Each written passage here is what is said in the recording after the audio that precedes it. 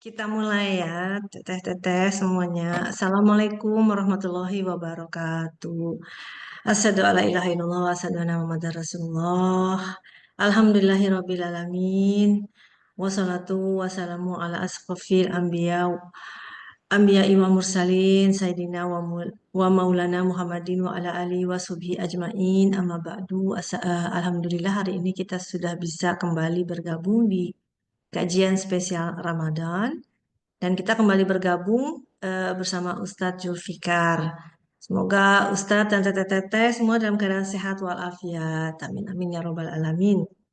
Tema kali ini yang kita akan bahas yaitu sebenarnya kalau di bahasa Indonesia jadi kayak Islam itu adalah cara hidup kita gitu. Karena menurut Ustadz kemarin Islam itu indah gitu. Ada sambungannya ya Ustadz ya.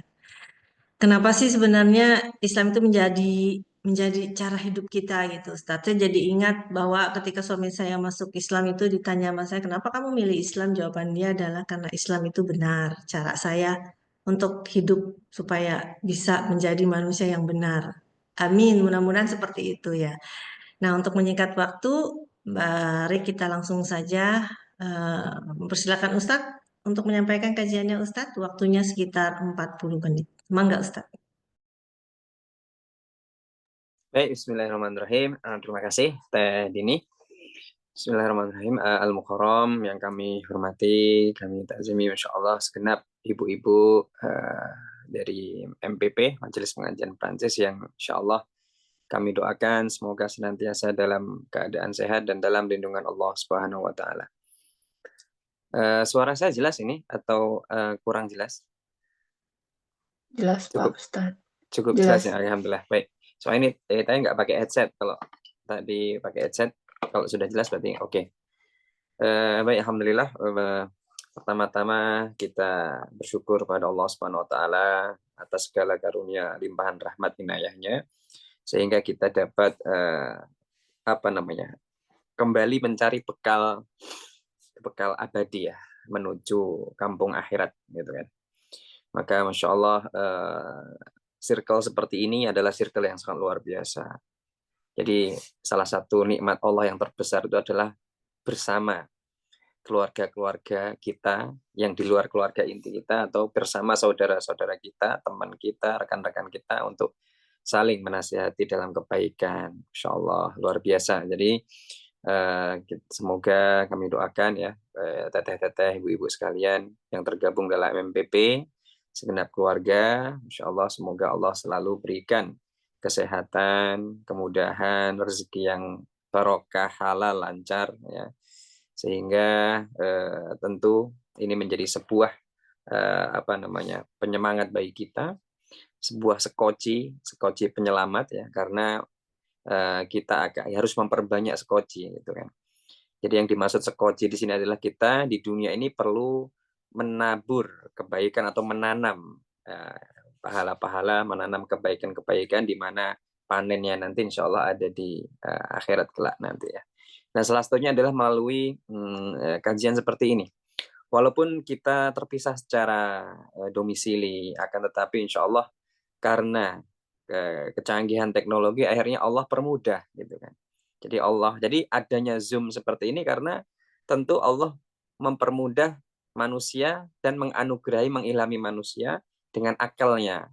Sehingga Masya Allah ternyata di teknologi yang semakin berkembang juga memudahkan kita untuk saling menimba ilmu, saling menasehati, saling berpegangan tangan dengan erat untuk sama-sama menuju ridho Allah Subhanahu wa Ta'ala. Itu yang nikmat yang sangat luar biasa.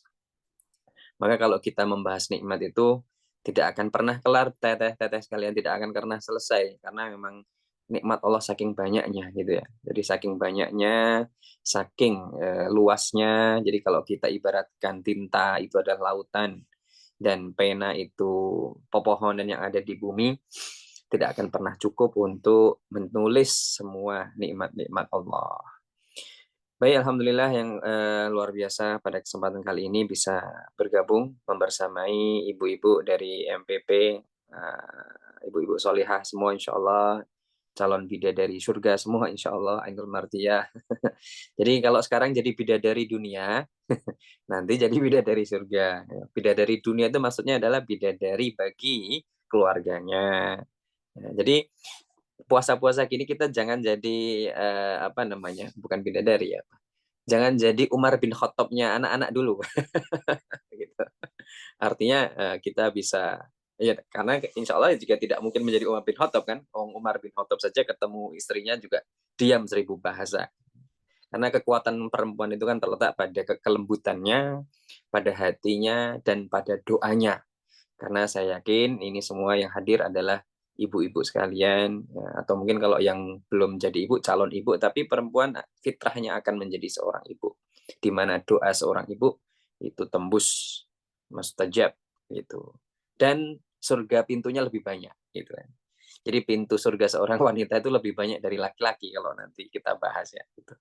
Tapi ternyata pintu surga yang terbuka juga sebanding dengan pintu neraka yang terbuka gitu kan.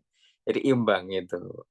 Jadi mari kita perbanyak pintu surganya itu. Kita fokus ke pintu-pintu surga yang diberikan Allah kepada perempuan khususnya. Jadi ini bukan dikotomi sebenarnya, cuman memang seperti itu konsepnya. Kalau laki-laki mau masuk surga tanpa hisab, itu harus mati syahid dulu yang pertama paling atas itu. Yang kedua, kalau tidak bisa nomor satu, yang kedua harus betul-betul alim soleh dan itu sudah sekelas sahabat atau sekelas wali gitu kan. Yang lainnya susah sudah. Ya, ada maka kalau kalau perempuan kalau kemudian ada apa tuh ibu melalui ibu kan kalau laki-laki. Nah, kalau perempuan banyak bahkan taat pada suami itu sudah satu pintu sudah banyak pintu yang terbuka itu. Apalagi membesarkan anak-anak pintu surga lagi. Sebelum punya anak pun ketika kita melahirkan itu juga sudah pintu lagi seperti itu. Baik, intinya kita tetap bersyukur pada Allah Subhanahu wa taala pada kesempatan pagi hari ini. Jadi bersyukur itu tidak berhenti di lisan kita mengucap alhamdulillah, tapi juga melalui perbuatan. Karena yang Allah ingin ajarkan pada kita itu bukan syukur yang secara lisan. Karena banyak, secara lisan saya yakin setiap kita mampu bersyukur secara lisan. Tapi yang tidak mudah adalah mensyukuri nikmatnya. Nah, cara mensyukuri nikmat itu yang kadang-kadang kita terlepas. Nah, termasuk nikmat sempat seperti ini, nikmat Allah itu kan banyak. Salah satunya kan waktu senggang, sempat seperti ini. Saya yakin ibu-ibu sekalian di tengah kesibukannya masing-masing luar biasa, masih menyempatkan hadir di seperti ini itu nikmat. Dan itu cara bersyukur. Jadi cara bersyukur waktu senggang itu kita pakai untuk ngaji. Kita pakai untuk bersama quality time dengan anak-anak dan suami. Kita pakai untuk hal-hal yang bermanfaat dan lain sebagainya. Nikmat Allah kasih mata yang sehat adalah melihat kajian, melihat Al-Quran, gitu kan, membaca Al-Quran. Itu nikmat. Itu cara mensyukuri nikmat Allah dan janji Allah. Kalau kita syukuri nikmatnya akan dilipat gandakan dan ditambah. Baik. Alhamdulillah yang kedua selawat serta salam jangan sampai kita lupa ya untuk kita kirimkan kepada Nabi Muhammad Sallallahu Alaihi Wasallam. Yang mana saya yakin yang hadir di sini bahkan saya sendiri pun kita semua lah tidak pernah bertemu dengan beliau. Tapi sebelum kita lanjut ke materi tentu kita perlu tanya hari ini kita sudah bersolawat berapa kali? Kita ngaku cinta Rasul, kita ngaku cinta sama nabinya. Tapi sejauh mana cinta kita? Apakah berhenti di lisan saja yaitu dengan mengucap Allahumma sholli ala Muhammad atau cinta yang hakiki? Ya, jadi kan mungkin teteh-teteh ibu-ibu sekalian mungkin dulu pernah mengalami masa awal-awal sebelum memasuki jenjang pernikahan ya atau awal-awal dihitbah atau menghitbah atau menawarkan diri atau awal-awal dulu suka sama yang sekarang sudah menjadi suaminya. Itu kan dulu memiliki rasa penasaran yang tinggi gitu kan. Karena love is verb satu ya. Jadi love itu bukan kata sifat tapi dia verb gitu. Maka do something gitu kan, action. Jadi kalau kita mencintai seseorang kan do something gitu. Tapi kalau kita mencintai Rasulullah berarti juga harus do something gitu kan. Nah, what we can do ya tentu selain bersolawat adalah mengikuti ajarannya beliau, mengikuti sunnah-sunnahnya beliau. Sehingga kita mencintai Rasulullah secara utuh, bukan berada di lisan kita saja, yaitu dengan mengikuti sunnahnya, mengikuti kisahnya. Nah, ibu-ibu ini paling senang ngikuti kisahnya istri Rasul. Lu coba dibaca beliau apa sejarahnya ketika bersama Khadijah, nanti bisa dikaji. Itu menarik.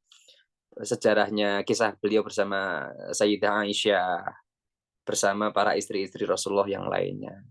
Dan itu luar biasa hikmahnya, mewakili sekian perempuan yang ada di dunia ini. Itulah salah satu hikmah kenapa Rasulullah diberi perintah untuk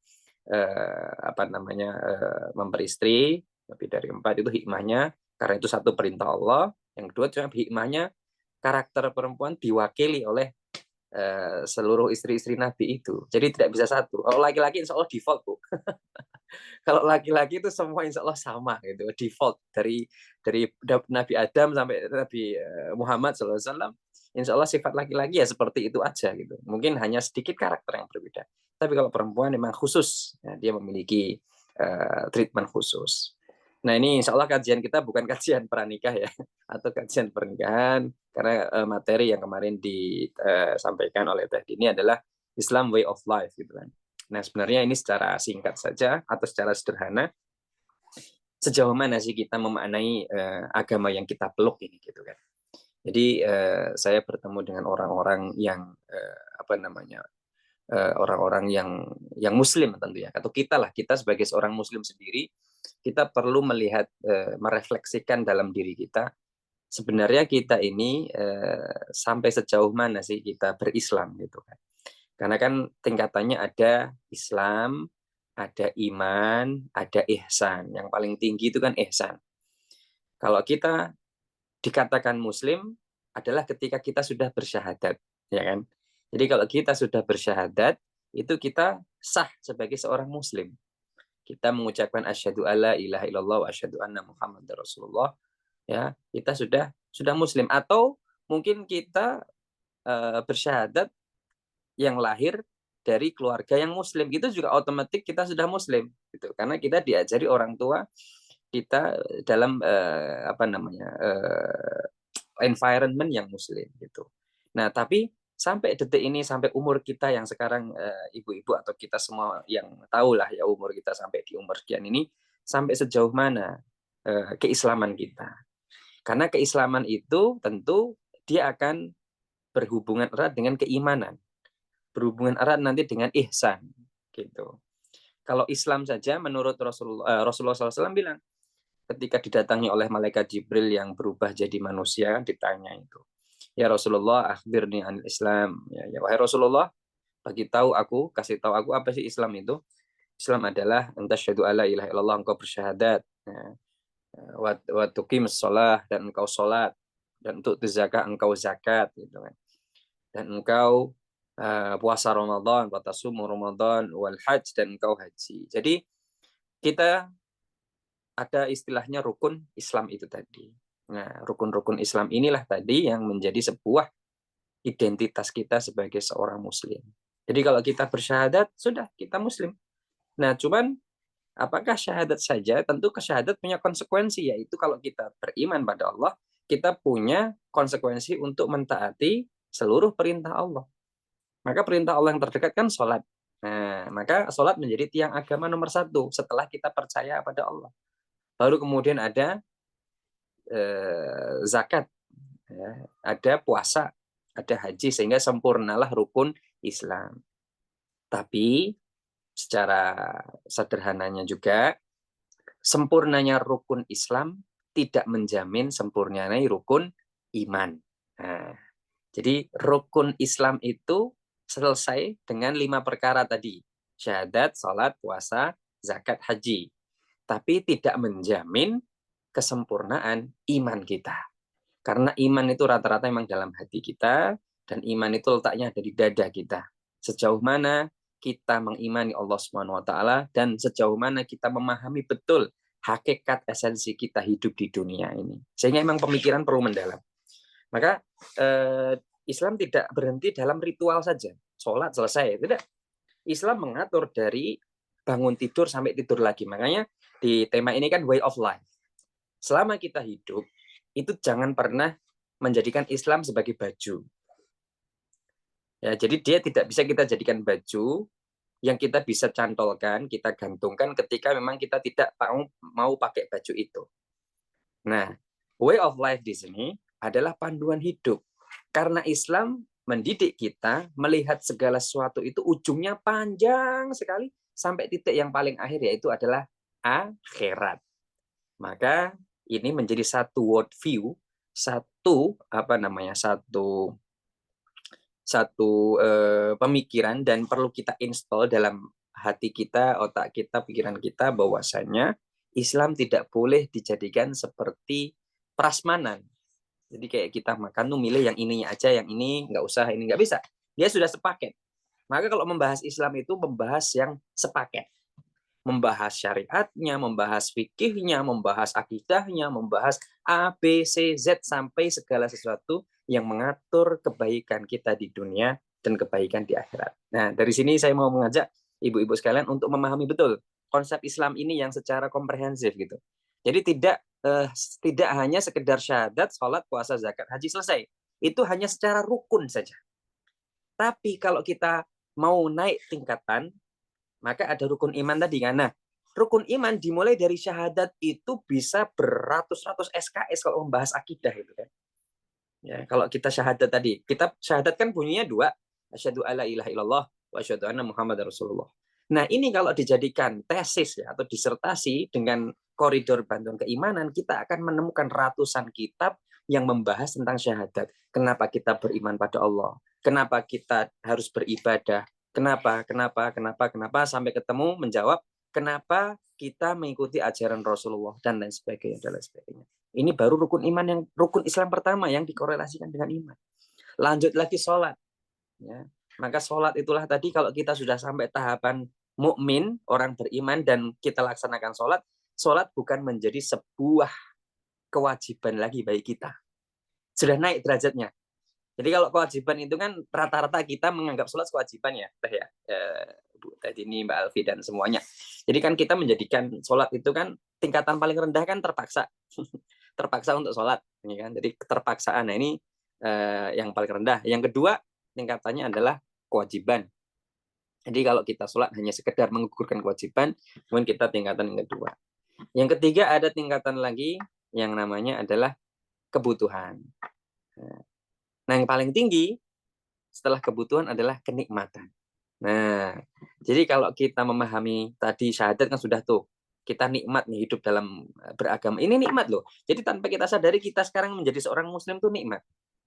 Ya, ini sebuah nikmat, apalagi kita bisa bersama suami-suami kita yang alhamdulillah mereka mendapatkan hidayah masuk Islam. Itu nikmat yang luar biasa. Diganti apapun tidak bisa. Nah, itu nikmat yang sangat luar biasa. Anak-anak kita patuh nurut, menjadi seorang muslim juga, itu nikmat lagi. Nah, maka apa namanya? Itu tadi kalau syahadat kan. Kalau sholat tadi, tingkatannya tadi keterpaksaan, kemudian apa itu? Keterpaksaan, kewajiban, kebutuhan, kenikmatan. Nah, ada 4 tingkatan. Maka kalau kita sholat, insya Allah kita harapkan kita bisa upgrade level. Insya Allah saya yakin ibu-ibu sudah tidak dari yang pertama kan. Kalau pertama kan anak-anak, levelnya anak-anak itu dipaksa sholat. Jadi anak-anak kita paksa nggak ada masalah gitu karena mereka masih level itu. Kemudian naik level mungkin waktu remaja merasa bahwa sholatnya adalah kewajiban yang kalau nggak dilaksanakan dosa dan sebagainya. Jadi karena dia hanya memikir yang ini kewajiban saya yang harus saya lakukan. Gitu. Jadi keharusan itu menjadikan dia tidak mau berpikir lagi secara emosi, secara spirit, sehingga menjadikan sholat ini sebuah kebutuhan. Karena ketika orang banyak nikmat, pasti sholatnya lebih banyak. Demikian pula orang yang banyak ujian, sholatnya lebih banyak. Gitu. Jangan malah banyak nikmat, sholatnya malah ketinggalan. Naudzubillah, apalagi banyak ujian, sholatnya malah juga lebih sedikit. Artinya ini bukan tahap kebutuhan lagi gitu kan. Itulah yang dimaksud dengan kebutuhan. Seperti makan dan minum, gitu kan. Kita kan punya jasad nih, punya body, punya badan. Badan ini kan punya kebutuhan. Nah, jadi saya yakin Bapak Ibu, ibu-ibu sekalian kan menjadikan makan minum kebutuhan. Skincare bukan kewajiban lagi kan, kebutuhan. Skincare kebutuhan, apalagi makan minum kebutuhan. Karena kita ngerasa butuh itu, apalagi kalau ibu sudah menikmati enaknya spa, enaknya skincare, enaknya treatment, itu kan menjadi kenikmatan. Nah, kalau kita yang seperti itu aja bisa, nah mari kita jadikan upgrade sholat kita, upgrade menjadi sebuah kenikmatan. Jadi kalau sujud lama, kalau rukuk lama, kalau berdiri itu lama, karena seakan-akan kita nikmat melaksanakan sholat itu. Nah, ini baru bahas tentang itu. Nah, sekarang tadi way of life. Mau nanti tadi ini kalau saya kelamaan di remind ya.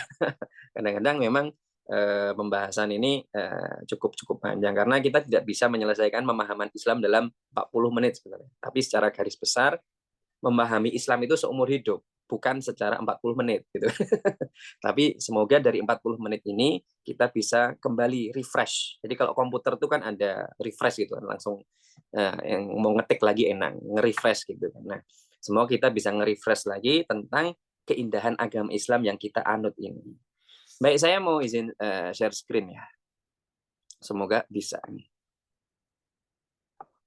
Bentar.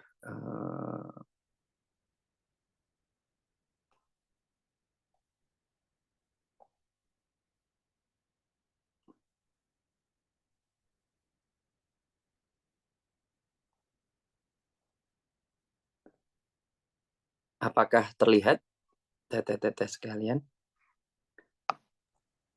Sudah terlihatkah? Udah Ustaz. Udah, Pak. Alhamdulillah. Udah, Baik. Pak Ustadz. Ini The Way of Life saya Indonesia kan kemarin kan Ustadz kok judulnya bahasa Inggris ya, itu judul umumnya. Jadi kalau kita rincikan akan ketemu di sini. Islam agama indah dan kasih sayang.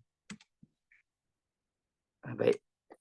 Next. Nah, secara bahasa kita pahami dulu secara bahasa ya. Islam itu apa sih sebenarnya? Secara bahasa itu ada 3, ibu-ibu teteh sekalian. Yang pertama adalah tunduk, patuh atau pasrah. Itu bahasa Arabnya aslama yuslimu islaman. Aslama yuslimu islaman gitu. Nanti kalau ada Ustadz Aslam atau Pak Aslam Rawuh hadir ya, arti namanya beliau adalah patuh gitu. Tunduk, patuh, aslam atau selamat gitu. Nah, arti yang kedua adalah sesuatu yang menghadirkan kedamaian. Arti yang ketiga adalah keselamatan. Nah, jadi kalau dibahas secara bahasa sederhananya 3 ini.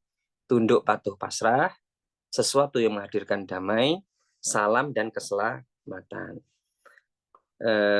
Ada yang menarik nih, teman-teman sekalian, dari surat Rasulullah yang dikirimkan kepada raja-raja.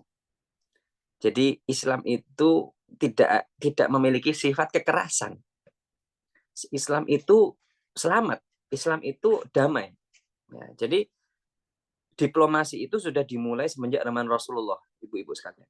Jadi Rasulullah dulu ketika zaman ekspansi dakwahnya, ya ini seperti saya dikirim ke Perancis seperti ini kan. Itu ekspansi dakwahnya adalah ngirim para diplomat dari para sahabat untuk pergi ke raja-raja di sekitar Makkah atau sekitar Madinah, sampai ke Eropa, ke Romawi kan, sampai ke Raja Najasyi, ya, sampai ke Persia gitu kan.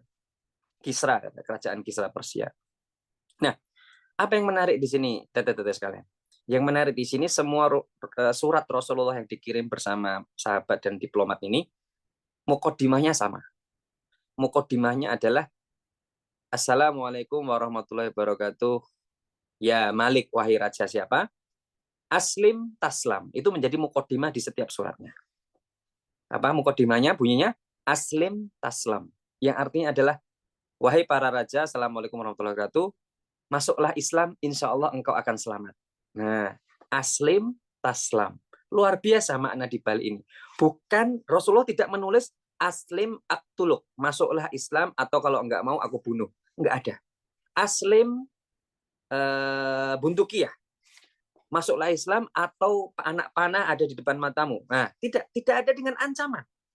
Maka tidak ada ceritanya Islam itu mengancam seseorang untuk masuk ke dalamnya. Karena itu adalah hidayah. Maka kalau kita pahami Islam sebagai hidayah dan pintu hidayah, maka dia akan syarat akan kedamaian. Syarat akan nilai-nilai positif yang mana tentu ini menjadi sebuah refleksi bagi kita. Bahwasanya agama Islam itu Allah turunkan untuk menjaga kedamaian ini, untuk selamat. Itu dimulai dari surat Rasulullah. Aslim taslam, indah sekali. Masuklah Islam, engkau akan selamat. Artinya Rasulullah ngajak para raja itu untuk selamat. Selamat di dunia dan selamat di akhirat. Apa yang terjadi? Yang masuk Islam Najasyi. Raja Persia nyobek-nyobek suratnya. Itu masih mending. Alhamdulillah nggak dibunuh diplomasinya. Biasanya dulu kalau ada utusan nggak mau atau nggak suka kan dibunuh utusannya. Masih selamat itu sahabat yang diutus ke Persia. Tapi disobek-sobek ini ya suratnya. Apa yang terjadi? Utusannya kembali Rasulullah. Ya Rasulullah suratnya disobek-sobek. Rasulullah bilang, insya Allah nanti Allah yang akan membalasnya. Artinya Allah balas betul. Kerajaan Kisra Persia disobek-sobek. Hancur kerajaannya.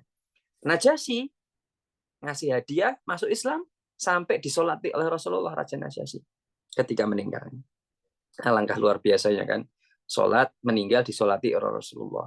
Ini keistimewaan para sahabat yang wafat duluan sebelum Rasulullah disolati langsung oleh utusan Allah.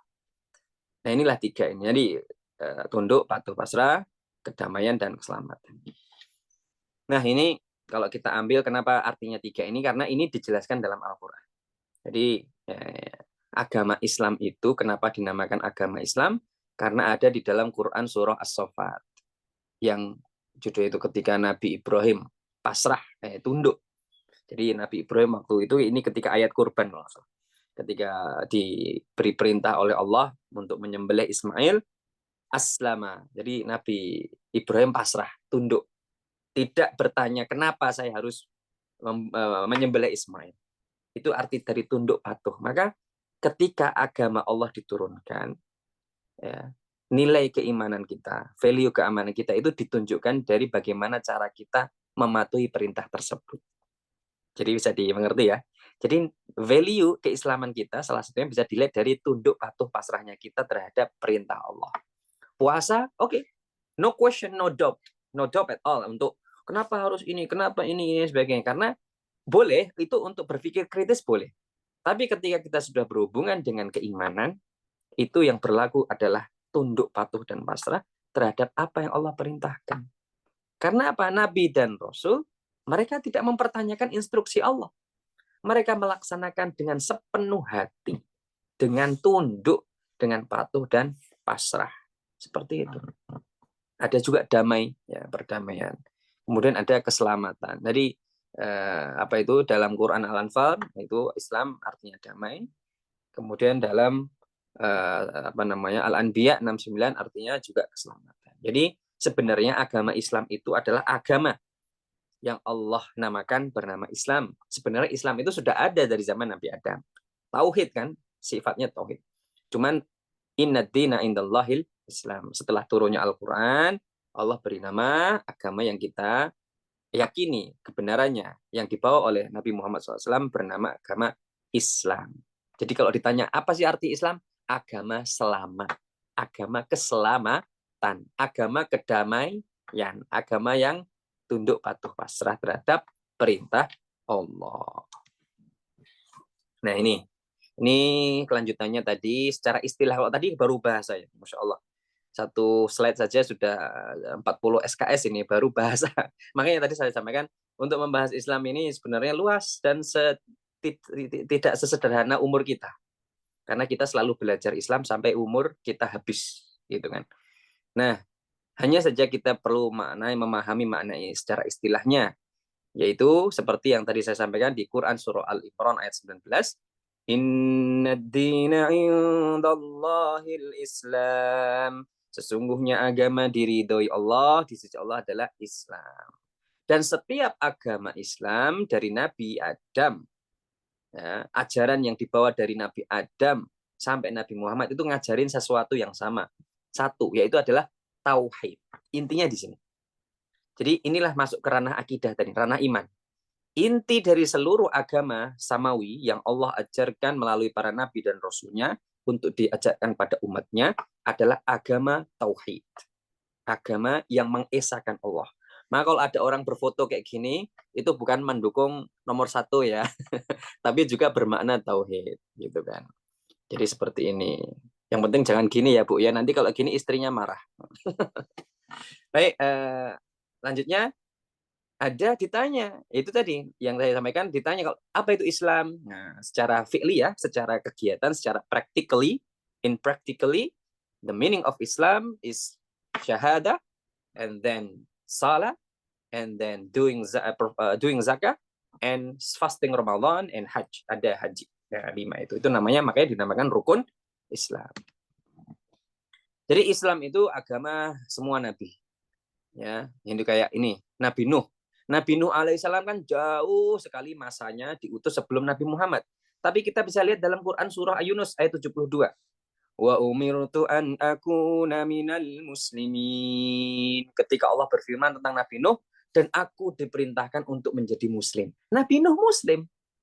Ya, karena agama tauhid tadi. Jadi agama dari Adam alaihissalam sampai Nabi Muhammad SAW itu agamanya Islam, mengajarkan tauhid. Hanya karena Nabi itu memiliki memiliki umat yang berbeda-beda. Nah, karena kita adalah Nabi kita yang terakhir, Nabi Muhammad, maka kita pengikutnya umat Muhammad SAW, dan kita ngikuti ajaran apa yang diajarkan oleh Nabi Muhammad. Di mana Nabi Muhammad ajarannya juga sama dengan para Nabi sebelumnya. Intinya adalah ajaran tauhid, ajaran mengesahkan Allah, dan ajaran-ajaran yang lainnya. Seperti itu. Sama juga tentang Nabi Ibrahim. Tuh, ketika Al-Baqarah ayat 3131 tuh, qala lahu rabbuhu aslim, qala aslamtu lirabbil alamin. Ketika Tuhan Allah berfirman padanya, tunduk patuhlah. Ibrahim bertanya, ya, saya tunduk dan patuh kepada Tuhan seluruh alam. Maka di sini kita bisa ambil hikmah, agama yang Allah turunkan semenjak Nabi Adam alaihissalam sampai Nabi Muhammad SAW adalah agama Islam, agama tauhid. Suka dengan Yakub. Nah, ini dari Yaman Yakub. Islam juga. Nah, wa wassa biha Ibrahim banihi wa Yaqub ya baniya innallaha astafa lakumuddin fala tamutunna illa wa antum muslimun. Nah, Nabi Yakub berwasiat, anak-anakku, siapa? Janganlah kamu mati kecuali dalam memeluk agama Islam. Nabi Yakub jauh sebelum masa Rasulullah. Nabi Musa, ya qaumi in kuntum amantum billahi fa'alaihi tawakkalu in kuntum muslimin. Wahai kaumku, jika engkau beriman pada Allah, jadilah orang-orang bertakwalah, bertawakallah. Jika kamu benar-benar orang muslim. Musa muslim, Islam. Seperti itu. Nabi Isa sama. Nah, maka ini adalah ajaran para nabi itu sama. Hikmahnya atau the lesson here, agama para nabi itu semuanya Islam sama, pokok dan prinsip ajaran nabi itu sama, yaitu tauhid. Dan sangat tidak logis Allah Subhanahu wa taala menurunkan agama yang berbeda-beda pada para nabi dan rasul sehingga yang hanya diterima hanya Islam, tidak. Maka selama para umat di nabi terdahulu mengikuti nabi atau ajaran nabinya, itulah agama yang betul. Nah, agama penutupnya adalah Islam. Jadi kita ini hidup di agama penutup, agama akhir zaman. Nah, maka agama kita ini agama Islam sebagai penutup. Nah, indahnya Islam itu adalah agama yang sangat syarat akan kasih sayang dan perdamaian. Ya. Jadi kalau kita membahas keindahan kan kasih sayang Islam itu luas sekali. Panjang kali lebar dikali luas. Ya. Gimana itu rumusnya? Panjang kali lebar kali luas gitu kan. Sulit untuk diringkas dalam bilangan waktu yang tersisa. Sama seperti tadi kita sampaikan 40 menit. Nah ini saya tidak bisa kita memahami Islam secara utuh 40 menit. Cuman saya mengajak teteh-teteh sekalian, ayo merefresh. Oh ternyata Islam itu tidak sesimpel ini. Ya, Islam is very simple, tapi tidak sesimpel itu. Dia sangat luas sekali pembahasannya dan itu menarik tiap kita kaji. Nah, maka kita jangan mendikotomikan. Ustadz, anak saya kan ngambil teknik kimia dan sebagainya, dia nggak paham agama. Tidak bisa gitu. Harus paham agama. Ustadz, anak saya ngambil biologi, Ustadz. Dia kayaknya nggak sempat untuk belajar agama. Nggak bisa. Harus belajar agama. Itu karena belajar agama hukumnya fardu ain. Ya, apapun itu alasan, tidak ada alasan kita untuk tidak meletak. Tadi seperti saya ibaratkan, kita tidak jadikan Islam seperti baju. Kemudian kita cantolkan ganti baju yang lain, tidak bisa. Dia harus mendarah daging, dia harus berada diinstal dalam otak kita, pikiran kita, hati kita, sehingga menjadi satu keutuhan yang kita lakukan dalam kehidupan kita sehari-hari. Nah, indah dan kasih sayang ini menurut siapa? Nah, ini yang perlu kita garis bawahi, teteh-teteh, bunda-bunda sekalian. Ini saya pakai bunda nggak apa-apa ya. Karena kan saya terbiasa parenting dengan wali murid tuh saya manggilnya ayah bunda gitu kan. Bunda-bunda, teteh-teteh sekalian, insya Allah indah dan kasih sayang Islam ini menurut siapa? Menurut manusia kah? Atau menurut Allah? Nah ini yang perlu kita tanyakan. Tentu menurut Allah, jangan pakai standarnya manusia. Indahnya Islam itu kasih sayangnya menurut Allah. Nah, Islam memiliki kalau kita kaji secara ringkas, ya, secara ringkas selama 40 menit, ini ada namanya syariat. Jadi Islam itu bisa dikatakan syariat, ajaran. Dari Islam itu ajaran. Bukan lesson, bukan subjek. Itu terlalu sempit. Karena kalau kita bahas lesson or subject, we will find like hadis, fikih, ajaran ini kayak apa namanya mata pelajaran jatuhnya. Padahal tidak. That's why Islam is way of life. It's very whole, very luas gitu kan.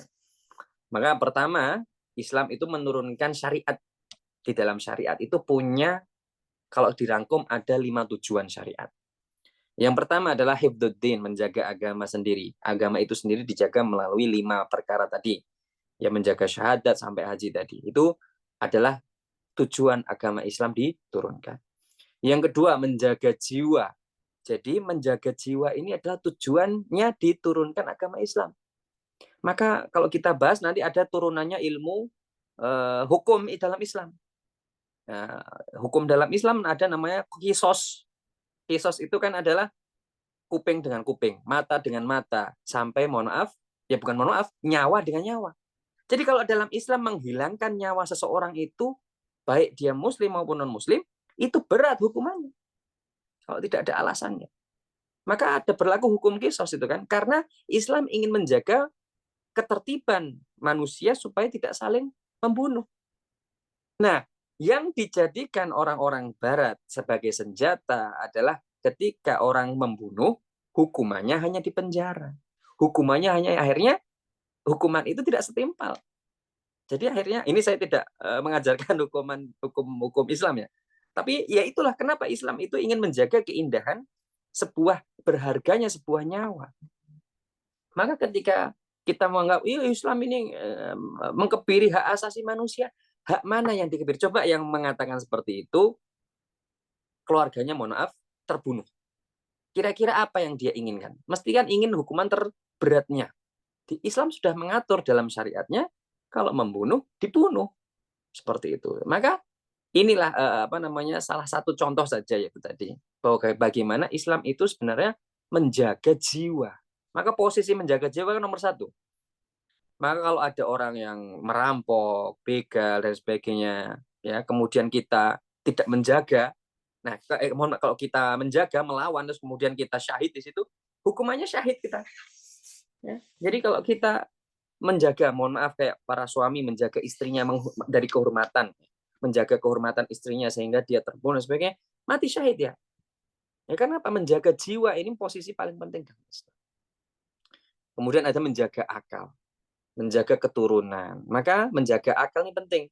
Islam mengajarkan kita belajar, berpikir secara kritis, berpikir secara komprehensif, sehingga kita terjaga akalnya dengan Al-Quran yang Allah turunkan, sehingga kita menjadi orang-orang yang berpikir, bercari cerdas.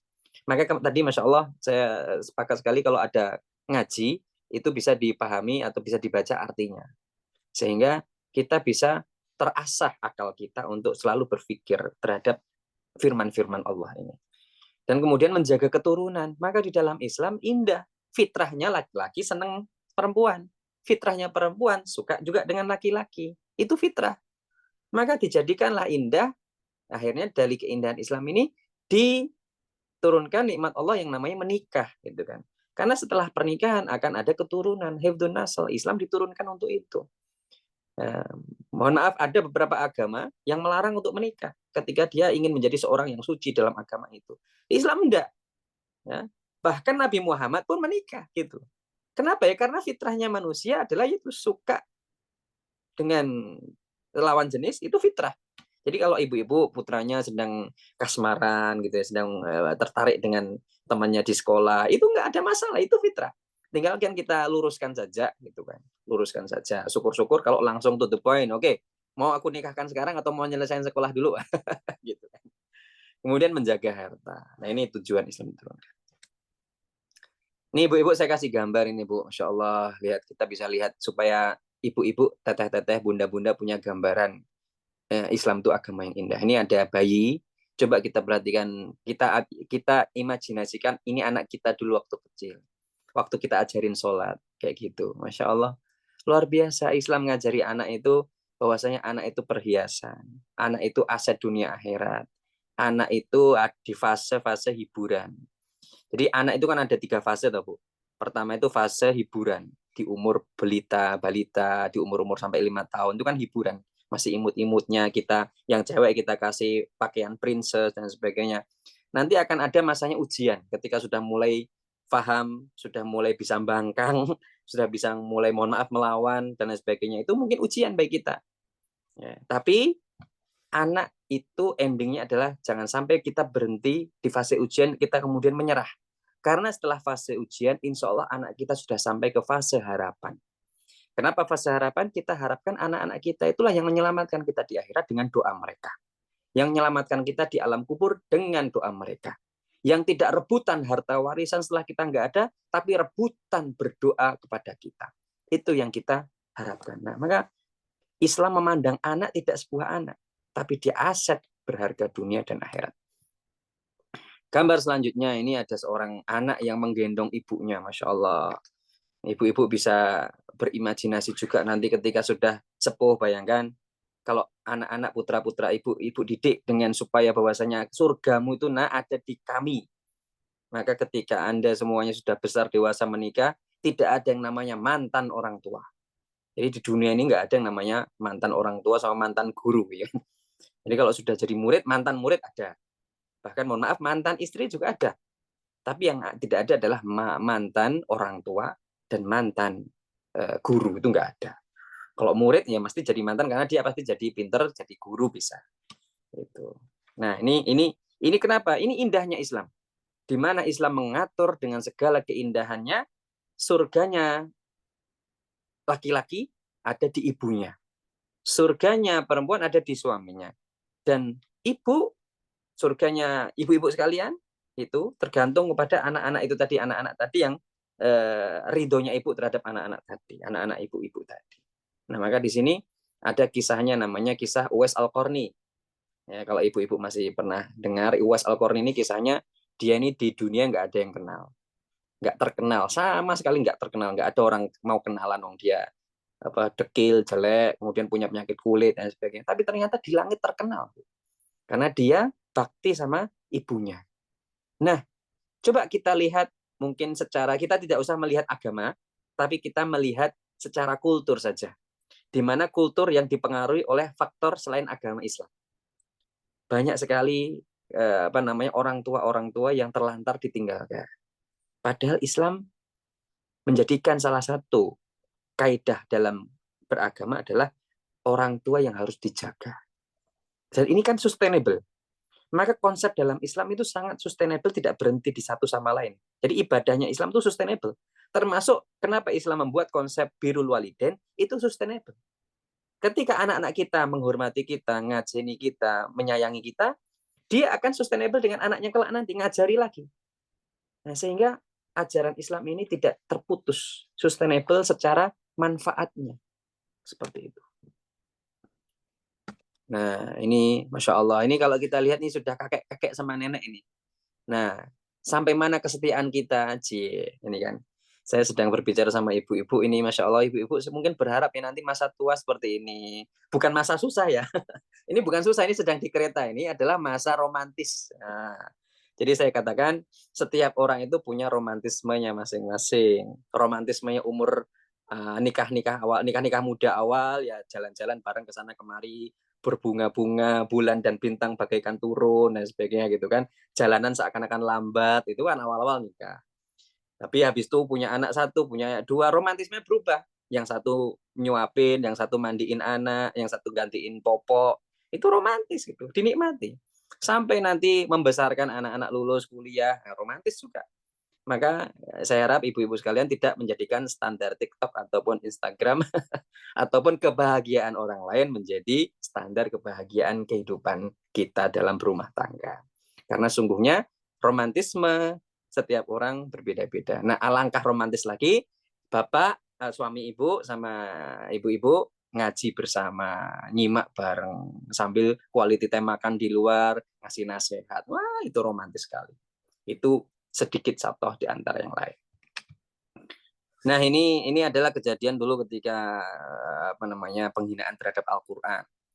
Jadi di situ menjadi sebuah contoh sekian juta manusia berkumpul di Monas ya untuk membela Al-Qur'an lah cerita waktu itu. Tapi saya tidak membahas isu politiknya, saya hanya membahas ternyata Islam bisa mengajarkan arti kebersihan. Nah, Islam itu ya seperti itu, indah. Tidak boleh ada sampah, nginjek rumput nggak boleh. Nah, ini yang perlu kita dakwahkan dalam dunia. Karena selama ini kita dianggap terlalu eksklusif dan terlalu strength gitu kan. Padahal Islam itu sangat syarat dengan keindahan, kebersihan, dan damai. Nah, ini adalah pohon yang jatuh di tengah jalan. Mari kita perhatikan hadis Rasulullah SAW. Rasulullah SAW bersabda, ya, barang siapa yang adaful iman, iman yang paling rendah itu adalah engkau imatatul adza anit thariq, menyingkirkan paku atau menyingkirkan bahaya di tengah jalan. Imatatul anil adza. Nah, yang tertinggi adalah la ilaha illallah. Kan Rasul ditanya, Rasulullah, apakah iman yang paling tinggi? Rasulullah menjawab, iman yang paling tinggi adalah la ilaha illallah. Engkau percaya pada Allah, la ilaha illallah, mengucapkan la ilaha illallah. Dan apa yang paling rendah ya Allah, ya Rasulullah? Iman yang paling rendah adalah menyingkirkan paku atau bahaya di tengah jalan. Di sini kita bisa merefleksi bahwasanya Islam itu ngajarin untuk kebaikan sosial, komunitas, kebaikan orang banyak. Bahkan kalau kita jalan di tengah jalan ada kulit pisang, acuh tak acuh, itu juga sebenarnya representasi iman kita. Maka ketika kita nemu paku di tengah jalan, kita singkirkan, itulah cerminan iman. Karena apa? Ingin menjadikan orang yang lewat situ selamat. Nah, inilah salah satu keindahan agama Islam, way of life yang mengatur dari A sampai Z.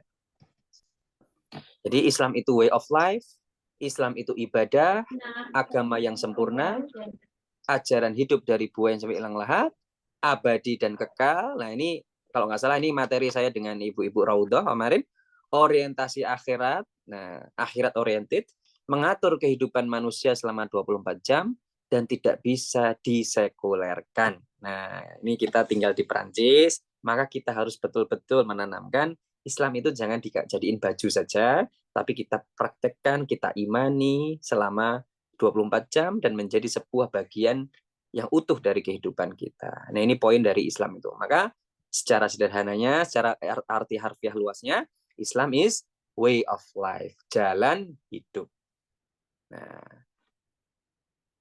Nah, ini sebelum ini ada tiga, ini saya kasih tiga Bu rumusan.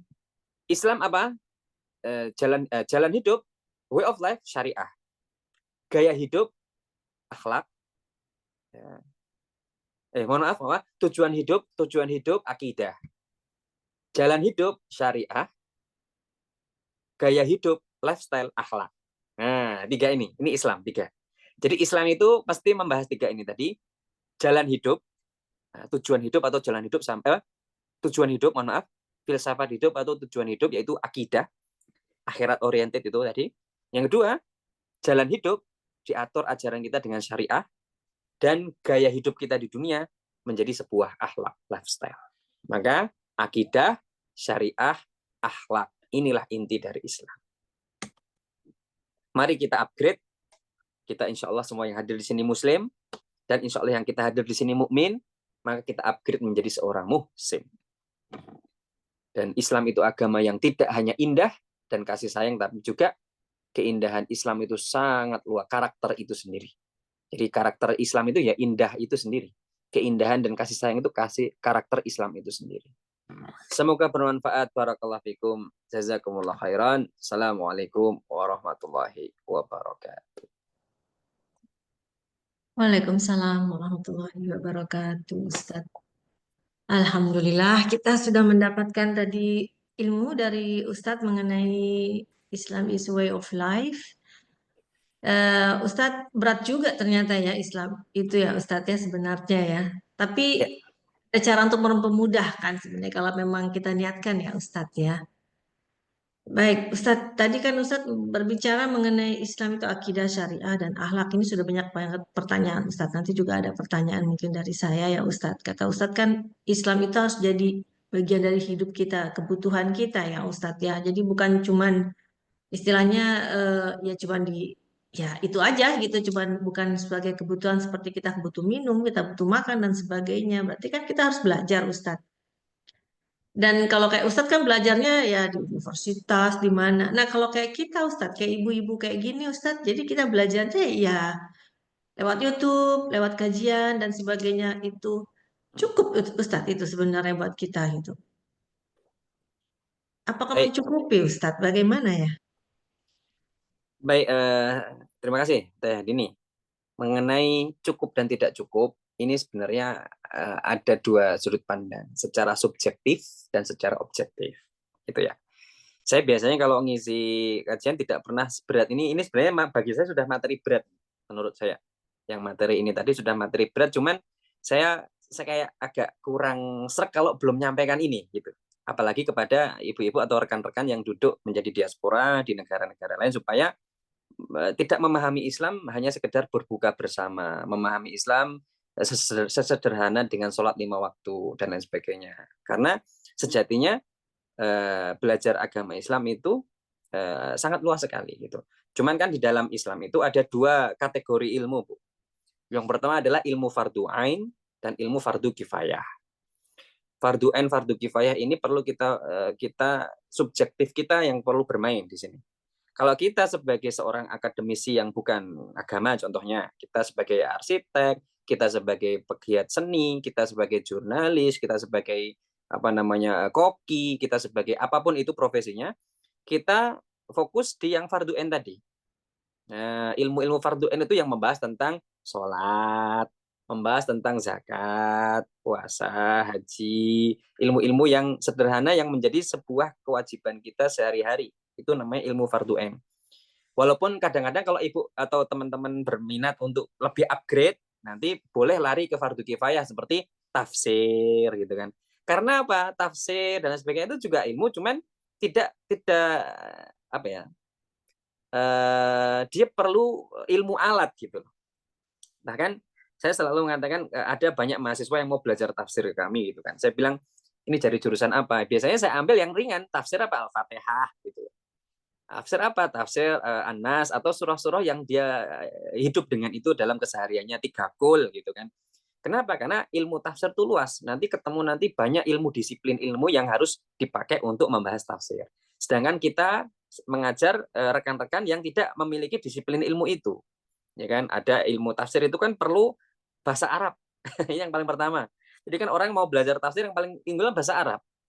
Ya, kayak orang mau apa namanya mau nyopir gitu kan ya bukan SIM-nya yang dibahas tapi adalah ya ada ininya giginya persnelengnya gitu karena kalau tidak bisa itu tidak tahu dia ilmu dasarnya namanya maju itu naiknya ke sana ya mobil manual mundur ke 2, 3 dan sebagainya itu kan ilmu fardu ainnya ilmu alatnya di situ nah kalau nggak punya itu kan dia hanya bisa naik oh mobilnya kayak gini kalau belok-belok tapi nggak bisa jalan gitu kan nah gitu maka ibaratnya seperti itu jadi kalau sebagai apa namanya sebagai ibu-ibu yang tadi disampaikan tadi dan sebagainya yang saya ingin sampaikan adalah pertama saya salut sekali sebenarnya karena ngaji itu boleh apa aja, boleh dengan siapa aja, boleh kapan saja, tapi kami sarankan tetap ngaji itu ada yang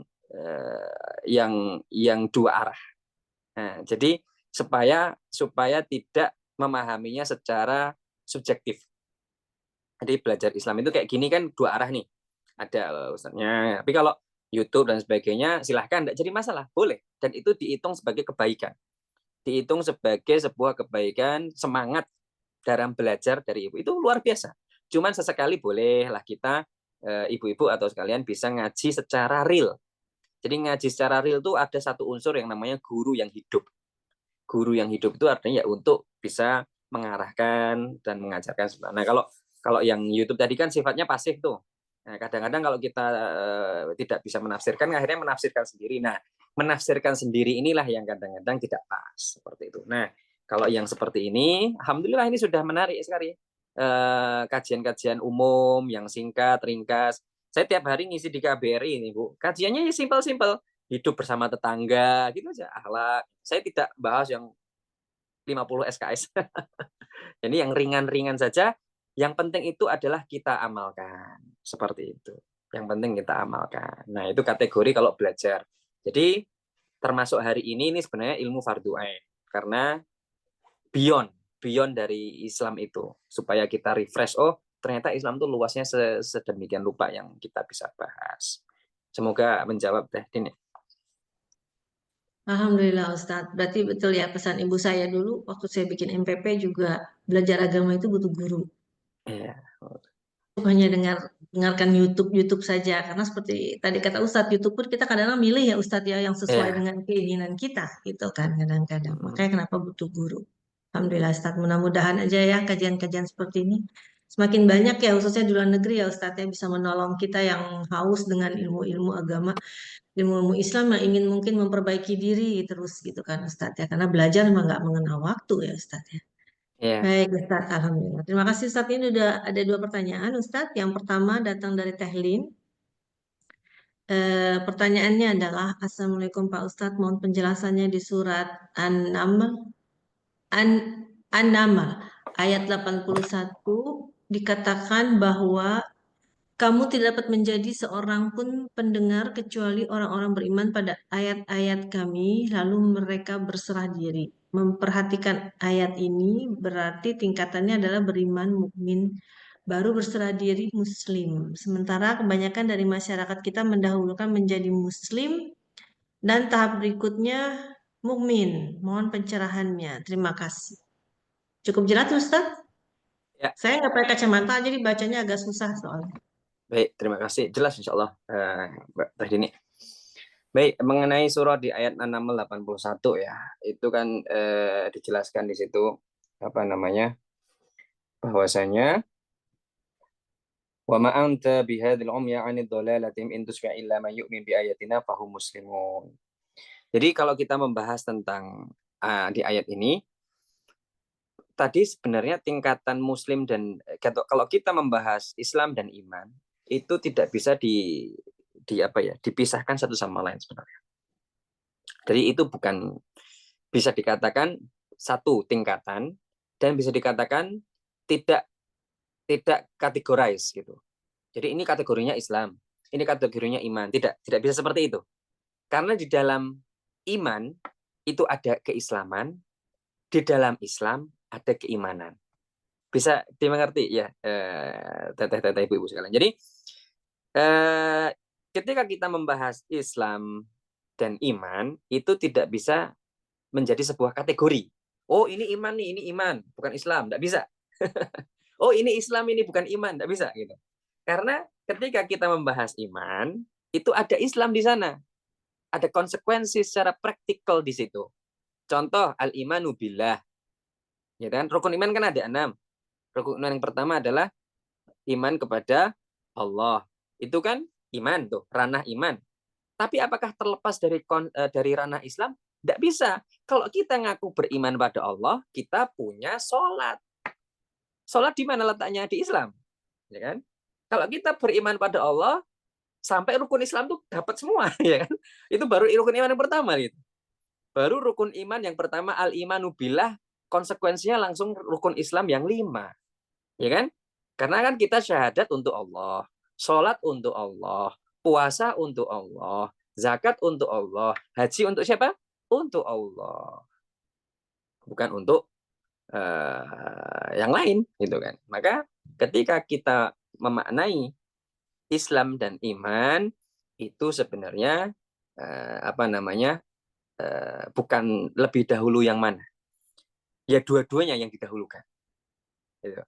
Jadi dua-duanya utama dan didahulukan. Artinya kalau kita beriman pada Allah Subhanahu wa taala, mempercayai adanya Allah Subhanahu wa taala, kita punya konsekuensi logis praktikal yang harus kita lakukan. Satu, syahadat kalau dia baru mendapat hidayah. Dua, Kan ada enggak orang-orang yang beriman tapi tidak melakukan perintah Allah? Ya ini kontradiktif. Jadi kita beriman rukun iman yang keenam, iman pada Allah sampai iman pada malaikat, Rasul sampai hari kiamat. Kemudian kita tidak mau sholat. Itu artinya kan kita mendikotomikan Islam dan iman itu sendiri gitu. Karena iman dan Islam itu posisinya seperti jasad kita yang miliki ruh ini menjadi satu kesatuan, menjadi satu kesatuan di mana ada ruh, ada jasad. Jadi ketika kita berserah diri, jadi Islam itu bukan biasanya, dimaknai secara sederhana adalah practically konsekuensi sebagai seorang mukmin. Sedangkan kalau sudah Muslim tidak mungkin mukmin, gitu loh. Bisa difahami. Jadi setiap orang-orang mukmin pasti Muslim, ya kan? Dan setiap orang Muslim harusnya dia mukmin. Bisa dimengerti ini. Ya, jadi setiap orang Muslim harusnya mukmin karena dia sudah melakukan praktikal. Harusnya dia kalau melakukan itu dia beriman dong dengan Allah, malaikat, kitab, dan sebagainya. Tapi setiap mukmin pasti Muslim karena orang beriman pasti melaksanakan perintah Allah. Sedangkan setiap Muslim harusnya menjadi seorang mukmin. Maka tidak bisa saya Muslim nggak sholat, nggak puasa, nggak haji. Jadi Islam, orang bilang Islam KTP gitu kan. Tapi makanya itu tidak bisa kita semena. Jadi ada secara istilah, ada secara pemahaman. Nah, secara pemahaman adalah dua-duanya ini berlaku di satu waktu yang sama. Kalau kita menjadi seorang mukmin, konsekuensi logisnya adalah menjadi seorang muslim, melaksanakan kewajiban kita sebagai seorang muslim. Gitu. Tapi kalau kita sebagai seorang muslim, ini kita sudah muslim nih, mesti kita sudah sampai ke mukmin itu sudah ada dulu, gitu. Ya, jadi sederhananya seperti itu. Semoga bisa menjawab. Nah, baru yang tingkatan lebih dari 2 ini ada namanya muhsin. Muhsin itu Rasulullah menjelaskan, apa sih ihsan itu ya Rasulullah? Rasulullah menjawab, ihsan itu adalah engkau antakbudullah, engkau menyembah Allah, ka'annaka tarahu. Seakan-akan engkau melihat Allah. Fa in lam tarahu fa inallaha yaraka. Dan kalau ternyata Allah tidak melihat, kalau engkau tidak melihat Allah atau nggak bisa melihat Allah, sesungguh Allah itu melihatmu. Maka ini sudah makom ihsan. Maka makom ihsan ini kalau in practical dalam kehidupan kita selalu merasa diawasi oleh Allah Subhanahu wa taala. Mau sholat, malas kok dingin, kok panas, nanti aja. Seakan-akan Allah tahu nih niat kita nih. Nah, akhirnya kita nggak jadi. Ya, ini kita merasa di CCTV oleh Allah 24 jam. Itulah ihsan. Termasuk kita zakat, sedekah dan sebagainya bukan untuk sosmed, tapi untuk Allah. Semoga bisa menjawab tadi. Allahu a'lam bishawab. Alhamdulillah. Buat saya cukup Ustadz. Gimana Teh Lin? Bisa menjawab? Alhamdulillah, hatur nuhun. Ini terima kasih Pak Ustadz. Terima kasih Baik. sudah terima kasih. Mungkin Islam itu harus di kalbu apa gimana ya Ustadz ya? Bukan cuma di mulut, tapi harus meresap di kalbu. Jadi setiap detak jantung kita pun ya Allah gitu Ustadz. Apa Iya. harus gitu? Jadi Islam itu lebih ke arah praktikal biasanya. Praktikal itu artinya we do something sebagai sebuah ibadah. Bisa dikatakan ritual, gitu kan? Jadi kan kalau kita tanya rukun Islam itu apa? Kan ada syahadat. Syahadat kan praktikal. Nah, praktikal yang kita ucapkan asyhadu alla ilaha illallah. Ini kan juga seiring sejalan dengan iman, yaitu iman kepada Allah, percaya pada Allah. Ya kan? Kan tidak mungkin orang berucap tapi nggak percaya. Nah, ini yang aneh nih. Maka ada orang muslim tidak mukmin aneh gitu. Ngapain dia ngucap syahadat kalau nggak percaya? ya kan? Nah, habis itu ada turunannya lagi ya, bisa syahadat sholat. Lantas kalau kita sudah jadi seorang muslim, tadi kan muslim, jadi gerbang menjadi seorang muslim itu dimulai dari kita bersyahadat. Nah, dan ketika bersyahadat itu sebenarnya sudah seiring dengan rukun iman tadi. Kita percaya ke enam-enamnya itu. Tinggal belum selesai keislaman kita. Belum sempurna juga keimanan kita karena belum sholat.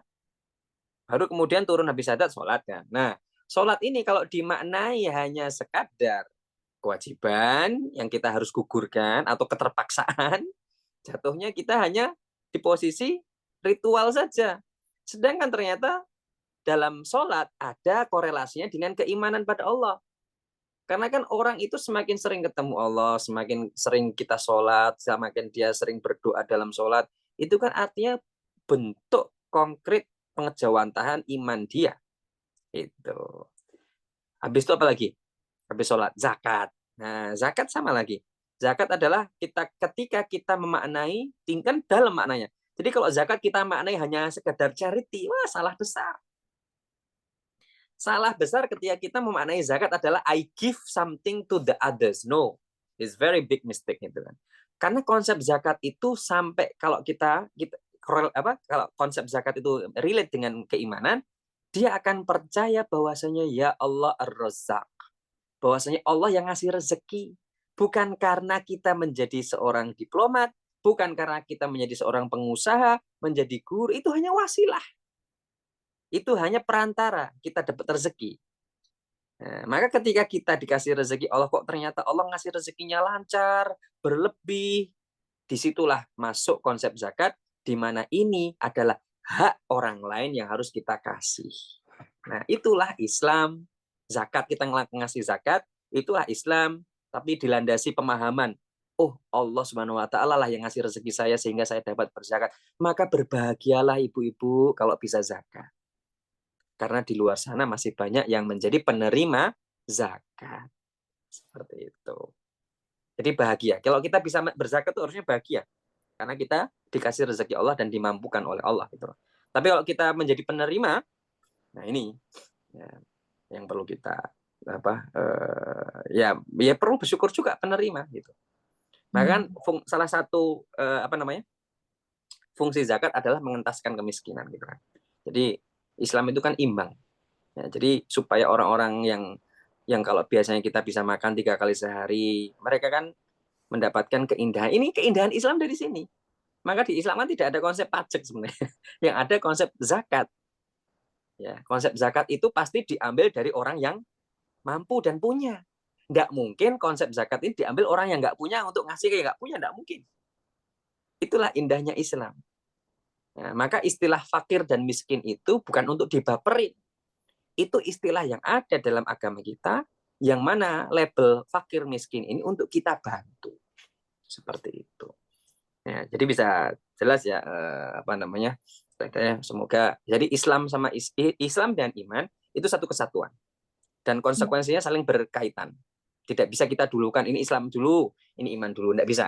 Ya, seperti saya bilang tadi, itu satu kesatuan. Wallahu a'lam. Baik Ustadz, Masya Allah, Alhamdulillah cukup jelas.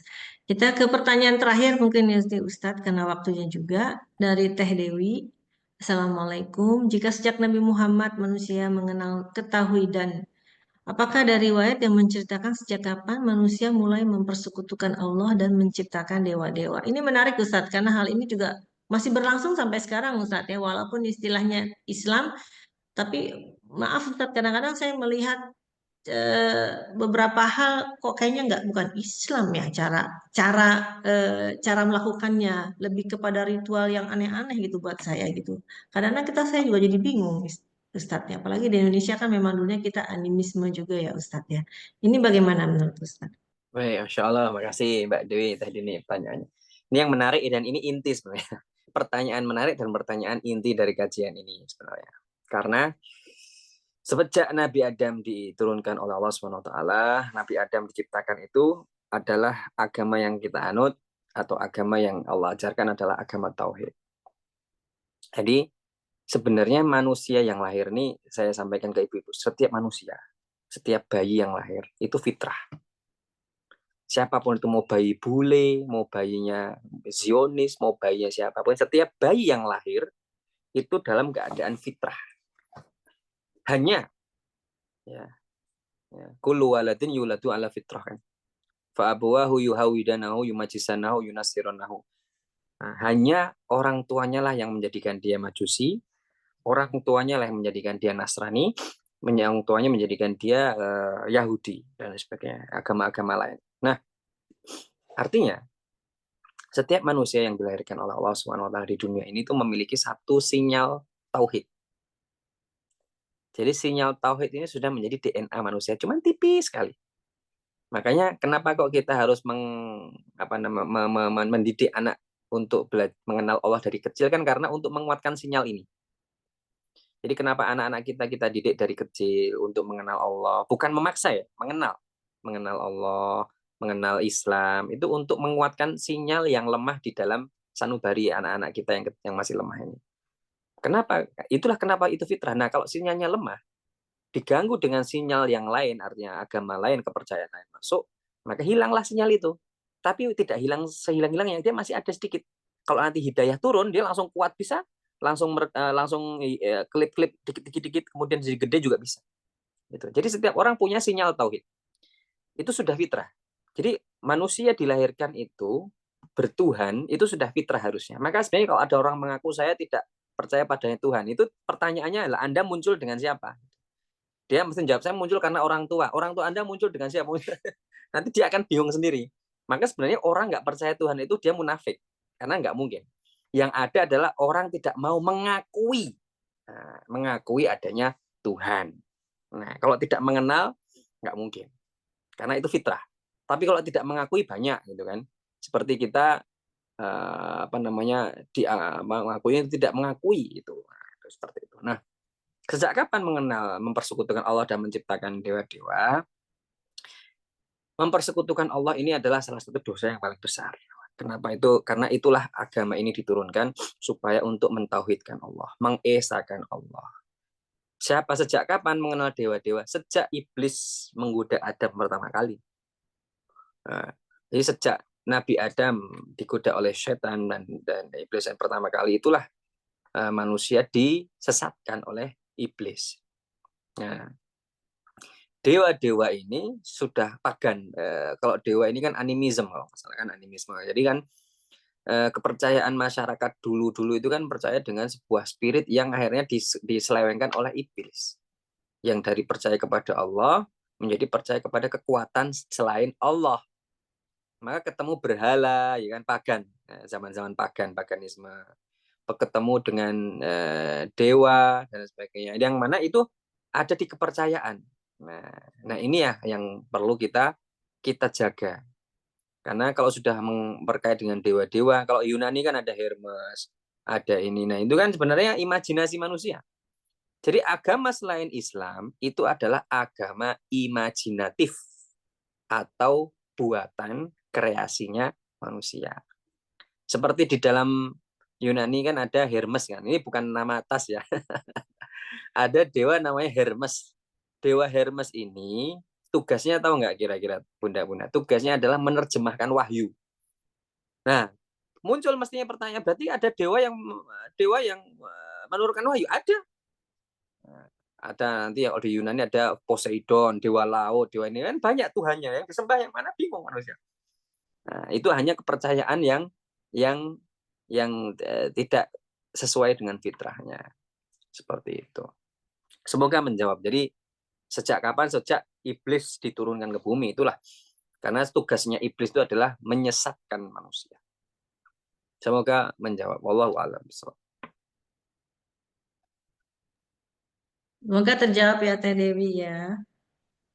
Ustadz, ini ada pertanyaan masuk, Ustadz, dadakan. Masih boleh ya Ustadz, dikit aja pertanyaannya juga bisa dijawab dengan cepat kayaknya Ustadz. Alhamdulillah Baik, silakan. tadi semoga cukup jelas ya Teh Dewi. Pertanyaannya adalah istri apakah harus membayar zakat fitrah sendiri atau dibayarkan suami? Jika istri memiliki harta sendiri, apakah harus membayar zakat mal sendiri? Terima kasih sebelumnya. Terima kasih tadi ini Mbak Siva. Untuk bayar zakat fitrah itu bisa sendiri, bisa dibayarkan. Maka ini kayaknya perlu buka bersama dulu deh. Jadi Mbak Siva sama suami bisa buka bersama dulu. Yang mau bayar zakat fitrah siapa? Atau sendiri-sendiri. Tapi biasanya yang bertanggung jawab suami.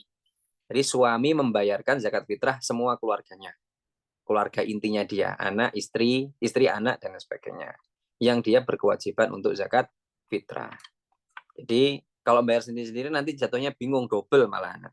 Takutnya malah karena sendiri-sendiri tidak pas gitu. Jadi kalau bisa ngobrol dulu. Nah, artinya duduk bareng sambil makan sawarma atau nasi mandi gitu kan. Jadi ini yang mau bayar zakat fitrah Abi atau Umi nih gitu. Kalau nanti aku aja yang bayar, oke udah selesai berarti. Tapi diingetin Umi, karena sekarang sudah mulai mau masuk 10 malam terakhir. Jangan sampai kita bayar zakat fitrah habis Idul Fitri atau ketika sholat Id, itu tidak sah. Karena dianggap sedekah. Maka kalau bisa kita sudah mulai dari sekarang zakat fitrah itu. Dengan makanan pokok itu, atau dengan uang dengan akad untuk dibelikan makanan pokok. Atau melalui kami. Ada melalui dompet du'afa. Nanti Teh Vivi izin bisa kami izin share untuk pengumpulan ziswab ya zakat fitrahnya. Jadi bisa sendiri atau bisa dengan suami. Dua-duanya bisa. Yang penting ngobrol dulu supaya nggak double gitu kan. Atau jangan-jangan malah dua-duanya enggak. Nah, itu jangan sampai.